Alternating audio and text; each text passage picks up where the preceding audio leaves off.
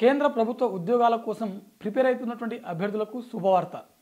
అపేడా నుంచి మేనేజర్ పోస్టుల భర్తీకి నోటిఫికేషన్ విడుదలైంది. గ్రేడ్ 2 పోస్టులకు ఎలాంటి ఎక్స్పీరియన్స్ అనేది అవసరం లేదు. సో అయితే వీటికి సంబంధించిన గ్రేడ్ 2 పోస్టులకు వయోపరిమితి చూసినట్లయితే మాక్సిమం అభ్యర్థులకు 35 సంవత్సరాల వరకు ఉన్నటువంటి అభ్యర్థులు దరఖాస్తు చేసుకోవచ్చు. గ్రేడ్ 1కి మాక్సిమం 35, గ్రేడ్ 2కు మాక్సిమం 30 సంవత్సరాలు. ఓకేనా. గ్రేడ్ 1 35, గ్రేడ్ 2 30 ఇయర్స్ వరకు ఉన్నటువంటి అభ్యర్థులు దరఖాస్తు చేసుకోవచ్చు.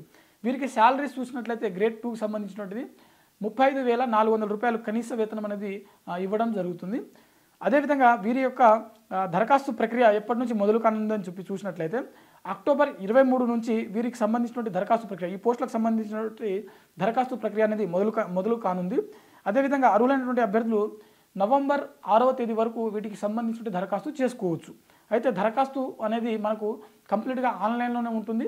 అది కూడా ఒక మెయిల్ ఆధారంగానే దీనికి సంబంధించిన దరఖాస్తు చేసుకోవాల్సి ఉంటుంది. అంటే ఒక మెయిల్ ఐడి ఇక్కడ ఇచ్చారు, ఆ మెయిల్కి మనము దరఖాస్తు చేసుకోవాల్సి ఉంటుంది.